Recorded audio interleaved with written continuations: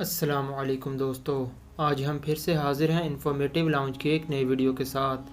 دوستو، شیریں فرحات کی مشہور لوک داستاں ایران سے منسوب ہے، لیکن مقامی روایات کے مطابق اس نے چکوال کے علاقے میں جنم لیا۔ اسلام آباد سے 93 کلومیٹر M2 موٹر وے پر نیلا دلہا انٹرچینج آتا ہے۔ یہاں سے تقریباً 4 کلومیٹر بعد ایک گاؤں نیلا واقع ہے۔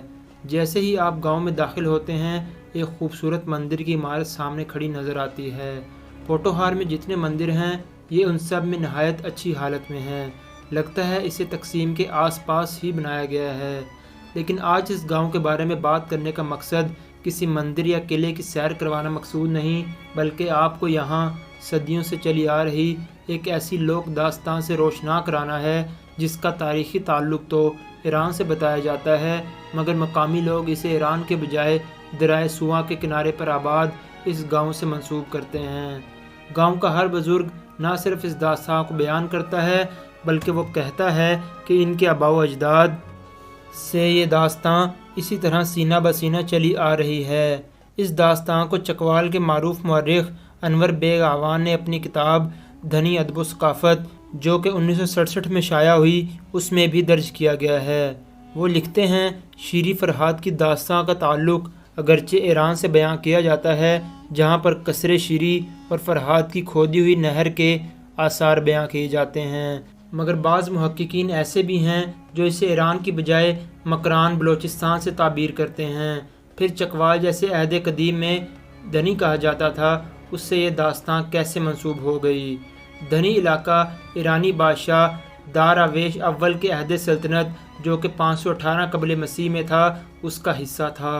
انہی دنوں وادی سندھ ایران کا 20واں صوبہ تھی، لیکن مقامی داستان میں ایران کے بادشاہ خسرو پرویز کی جگہ راجہ نیل وائے کا ذکر ہے، جس کا محل نیلا میں واقع ہے اور شیریں بادشاہ کی بیٹی ہے۔ اس داستان میں کوہ بیستون کی بجائے پوٹوہار کی پہاڑیاں ہیں اور محل وقوع ایران کی بجائے سواں کا کنارہ ہے۔ کہتے ہیں کسی زمانے میں موضوع نیلا میں نیل نام کا ایک راجہ حکومت کرتا تھا۔ اس نے دریائے سواں کے کنارے ایک ٹیلے پر اپنا محل تعمیر کروایا، جس کے آثار آج بھی دیکھے جا سکتے ہیں۔ اب یہاں تھانہ اور ریسٹ ہاؤس کی عمارتیں ہیں۔ اس محل کی تعمیر فرحات نامی ایک ترکھان کی نگرانی میں ہوئی تھی۔ جب محل بن گیا تو بادشاہ اس کی خوبصورتی سے اتنا متاثر ہوا کہ اس نے ترکھان کو کہا کہ وہ جو مانگے گا اسے عطا کیا جائے گا۔ معمار نے کہا، جان کے مان پاؤں تو عرض کروں۔ راجہ نے کہا، مانگو جو بھی مانگنا ہے۔ معمار نے کہا، مجھے اپنی بیٹی کا رشتہ دے دیں۔ بادشاہ یہ سن کر سٹ پٹا گیا، لیکن کیا کرتا، بھرے دربار میں وعدہ جو کر لیا تھا۔ لیکن اندر سے یہ بات بادشاہ کو گھن کی طرح کھانے لگی کہ کہاں راجہ بھوج، کہاں گنگو تیلی، کہاں شہزادی اور کہاں ترکھان۔ مصاحبین نے بادشاہ کو مشورہ دیا کہ آپ وعدے سے مکر جائیں، مگر شاہی غیرت نے یہ گوارا نہیں کیا۔ بادشاہ کے مشیروں نے کہا کہ کیوں نہ اس رشتے کو کڑی شرائط سے مشروط کر دیا جائے۔ بادشاہ اس پر رضامند ہو گیا اور فرحات کو کہلا بھیجا کہ ہم دلہن کو ہرنیوں کے 9 من دودھ میں نہلانا چاہتے ہیں۔ اگر تم 9 من ہرنیوں کو دودھ اکٹھا کر لاؤ تو شہزادی تمہارے حوالے کر دی جائے گی۔ فرحات کو سمجھ نہیں آیا کہ وہ یہ شرط کیسے پوری کرے گا، تاہم عشق کے اعتقاد کے ساتھ وہ جنگلوں میں چلا گیا اور گیان دھیان کرنے لگا۔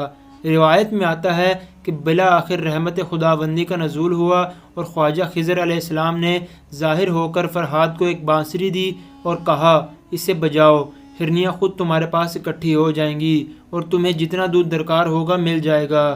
فرحات نے بانسری بجانا شروع کی تو چند لمحوں میں ہی ہرنیوں کے ریوڑ اس کے ارد جمع ہو گئے۔ اس نے راجہ کو پیغام بھیجا کہ میں نے ہرنیاں اکٹھی کر لی ہیں۔ راجہ اپنے کارندے بھیجے تاکہ وہ مطلوبہ دودھ نکال لیں۔ بادشاہ کے کارندے یہ دیکھ کر حیران ہو گئے کہ فرحات بانسری بجا رہا ہے اور ہزاروں کی تعداد میں ہرنیاں جمع ہیں۔ یہ مقام آج بھی نیلا کے قریب ہے اور اسے موضوع ہرنیاں والا کے نام سے پکارا جاتا ہے۔ بادشاہ یہ سن کر سخت متفکر ہوا اور بیمار پڑ گیا۔ بادشاہ کے مشیروں نے ایک اور تدبیر سوچی کہ کیوں نہ فرحات کو کہا جائے کہ شہزادی نے شرط رکھی ہے کہ یہ شادی تب ہوگی جب تم ایک نہر کھود کر اسے محل کے نیچے سے گزارو گے۔ فرحات نے یہ شرط بھی قبول کر لی اور پہاڑوں کی طرف اپنا تیشہ لے کر چل پڑا۔ لیکن کہاں تیشہ اور کہاں پہاڑ، یہاں بھی خواجہ خضر علیہ السلام مدد کو آئے اور فرحات سے کہا، یہ چھڑی لے اور چلتے جاؤ دریا تمہارے پیچھے خود بخود چلتا آئے گا۔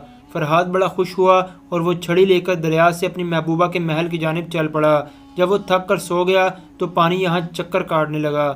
بادشاہ کو خبر ملی کہ فرحاد دریا کو لے کر آ رہا ہے۔ بادشاہ بہت پریشان ہوا اور اس نے اپنے مشیروں کو بہت ڈانٹا اور کہا کہ تم مجھے رسوا کرتے ہو۔ مشیروں نے کہا کہ آپ ہمیں ایک موقع اور دے دیں، ہم فرحاد سے آپ کی جان چھڑوا لیتے ہیں۔ انہوں نے مشہور کر دیا کہ شہزادی فوت ہو گئی ہے اور اس کی موت پر خیرات کی جا رہی ہے۔ ایک خاتون کو انہوں نے سمجھا کر بہت سا کھانا دے کر فرحاد کے پاس بھیج دیا کہ اسے کھانا پہنچاؤ اور خبر دے دو کہ شہزادی فوت ہو گئی ہے۔ فرحاد کو جب یہ خبر ملی تو اس کے دل پر ایسی چوٹ لگی کہ اس کی روح وہیں پرواز کر گئی۔ خاتون خوش ہو کر فوراً دربار پہنچی تاکہ انعام و اکرام حاصل کر سکے۔ اسی دوران راجدھانی میں ہاہاکار مچ گیا کہ سیلاب آ گیا۔ بادشاہ کے اہل خانہ بھی محل کی چھت پر چڑھ کر پانی کا نظارہ کرنے لگے۔ پانی محل کے گرد چکر کاٹنے لگا۔ اس میں ایک لاش بھی تیر رہی تھی۔ اسی خاتون نے بتایا کہ یہی لاش فرحاد کی ہے۔ یہ سننا تھا کہ شہزادی نے بھی محل سے پانی میں چھلانگ لگا دی۔ شہزادی کو بچانے کے لیے لوگ بھی دریا میں کود گئے، مگر دونوں لاشیں ایک ساتھ جڑی ہوئی تھی جیسے ایک دوسرے سے گلے مل رہی ہوں۔ لوگوں نے دونوں لاشیں نکال کر انہیں دریائے سوا اور نالا پنہارن کے سنگم پر ایک بلند ٹیلے پر دفن کر دیا۔ یہ قبریں اب بھی وہاں موجود ہیں جہاں ہر سال ایک میلہ بھی لگتا ہے۔ اس واقعے کو علاقے کے شاعروں نے بھی اپنے کلام کا حصہ بنایا ہے۔ پروفیسر شاہد آزاد جو یونیورسٹی آف چکوال میں انگریزی ادب کے استاد ہیں، ان کا کہنا ہے کہ شیریں فرحاد کی کہانی نے چکوال میں جنم لیا۔ شاید تاریخی طور پر درست نہ ہو، لیکن لوک کہانیوں کے پیچھے کوئی نہ کوئی صداقت ضرور ہوتی ہے۔ چکوال کی چونکہ تاریخ ہزاروں سال قدیم ہے، اس لیے یہاں سے مختلف لوک کہانیاں منسوب ہیں، ان میں سے ایک یہ بھی ہے۔ انہوں نے مزید کہا کہ ہو سکتا ہے کہ شیریں فرحاد سے ملتے جلتے کرداروں نے یہ کہانی جنم دی ہو اور وقت گزرنے کے ساتھ ساتھ اسے شیریں فرحاد کا نام دے دیا گیا ہو۔ ایک اور معلم باقر وسیم قاضی جو اصغر مال کالج راولپنڈی میں شعبہ اردو سے منسلک ہیں، ان کا کہنا تھا کہ میں نے اس سلسلے میں تحقیق کی ہے اور میں سمجھتا ہوں کہ اس لوک داستان کا شیریں فرحاد سے کوئی تعلق نہیں ہے، کیونکہ وہ ایک معروف داستان ہے اور تاریخی طور پر اس کے شواہد موجود ہیں۔ چکوال کی تاریخ میں بہت سی چیزیں گھڑی گئی ہیں۔ سینہ بہ سینہ چلنے والے گزٹ کو تاریخ قرار نہیں دیا جا سکتا۔ شیریں ایران کی ملکہ تھی۔ یہاں جس شیریں کی قبر موجود ہے، اگر وہ شہزادی ہوتی تو اس کا مقبرہ ہوتا، جو سلامت نہ بھی ہوتا تو اس کے کچھ آثار تو باقی ہوتے۔ اس لیے میں سمجھتا ہوں کہ یہ کوئی مقامی داستان ہے جسے شیریں فرحاد کے نام سے منسوب کر دیا گیا ہے۔ تو دوستو، آج کی ہسٹوریکل ویڈیو میں بس اتنا ہی۔ بہت جلد حاضر ہوں گے ایک نئی ویڈیو کے ساتھ۔ جاتے جاتے ہمارے چینل کو سبسکرائب کرنا مت بھولیے گا اور بیل کے آئیکن پر ضرور کلک کیجیے گا تاکہ آپ کو ہماری ہر نئے آنے والی ویڈیو کا نوٹیفیکیشن مل سکے۔ اپنا بہت خیال رکھیے گا۔ اللہ حافظ۔